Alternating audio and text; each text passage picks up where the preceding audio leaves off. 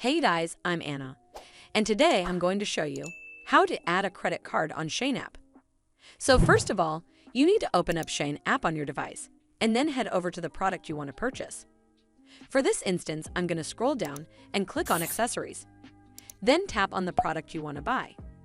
From here, click on Add to Buy, and then click on this Buy icon in the top right corner. Once you're on this screen, click on Checkout in the bottom right corner. Over here, you need to select Credit/Debit Card, and then click on Place Order at the bottom. It'll take you to this page where you need to enter in your credit card details, and then turn on this toggle right next to Remember this card for future use, and then click on Purchase at the bottom, and you're done.